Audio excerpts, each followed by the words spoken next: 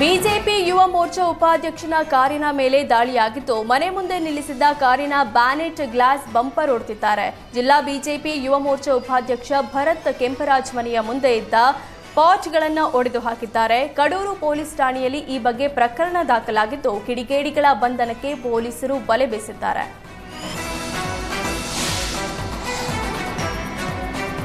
ಬೆಂಗಳೂರಲ್ಲಿ ಗೋಮಾತೆ ಬಳಿಕ ಒಂಟೆಯ ಅಕ್ರಮ ಸಾಗಾಣಿಕೆ ಎಗ್ಗಿಲ್ಲದೆ ನಡೆದಿದೆ. ಹೊರ ರಾಜ್ಯದಿಂದ ಒಂಟೆ ಹಸುವನ್ನ ಅಕ್ರಮವಾಗಿ ಬೆಂಗಳೂರಿಗೆ ಸಾಗಿಸಲಾಗುತ್ತಿದೆ.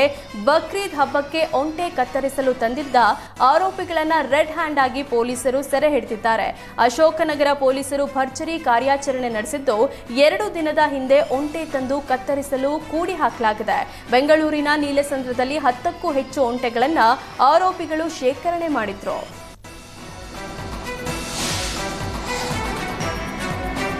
ಅಮೆಜಾನ್ ಡೆಲಿವರಿ ಐಟಂನನ್ನೇ ಕಳ್ಳರಿಬ್ಬರು ಎಸ್ಕೇಪ್ ಮಾಡಿರುವ ಘಟನೆ ಮೈಕೋ ಲೇಔಟ್ನ SNN ರಾಜ್ ಅಪಾರ್ಟ್ಮೆಂಟ್ ಬಳಿ ನಡೆದಿದೆ.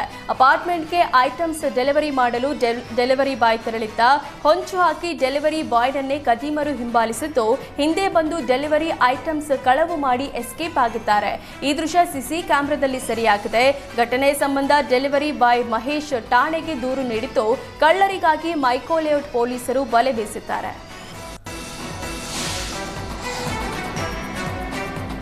ಉಡುಪಿ ಜಿಲ್ಲೆಯ ಕಾಪು ತಾಲೂಕಿನ ಶಿರ್ವಾ ಠಾಣೆಯ ಪೊಲೀಸರು ದೈವದ ಆರಾಧನೆ ಮಾಡಿದ್ದಾರೆ. ತಮ್ಮ ಕುಟುಂಬ ಸಮೇತ ದೈವಗಳಿಗೆ ಭಯ ಭಕ್ತಿಯಿಂದ ಸೇವೆ ಸಲ್ಲಿಸಿದ್ದು ಠಾಣೆಯ ಬಳಿಯಲ್ಲೇ ದೈವದ ಕೋಲ ನಡೆಸಿದ್ದಾರೆ.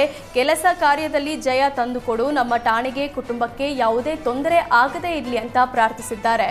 ಶಿರ್ವಾ ಠಾಣೆಯ ಸ್ಥಳದಲ್ಲಿ ನೆಲೆಸಿರುವ ಕಲ್ಕುಡ ದೈವ ಕೋಲ ನಡೆಸುವ ಮೂಲಕ ಠಾಣೆಯಲ್ಲಿ ಕೆಲಸ ಮಾಡುವ ಮಂದಿಗೆ ಯಾವುದೇ ಆಪತ್ತು ಅಪಾಯ ನೋವು ಸಂಕಷ್ಟ ಎದುರಾಗದೇ ಇರಲಿ ಅಂತ ದೈವದ ಮೊರೆ ಹೋಗಿದ್ದಾರೆ. ತುಳುನಾಡಿನ ಕಾರ್ಣಿಕ ದೈವ ಕಲ್ಕುಡ ದೈವಕ್ಕೆ ಭಕ್ತಿಯ ಸೇವೆ ಸಲ್ಲಿಸಿದ್ದಾರೆ.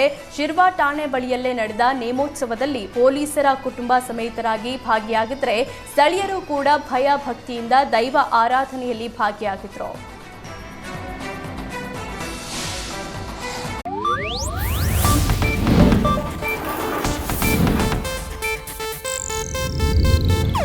ಇದು ಏಷ್ಯಾನೆಟ್ ನ್ಯೂಸ್ ನೆಟ್ವರ್ಕ್ ಪ್ರಸ್ತುತಿ.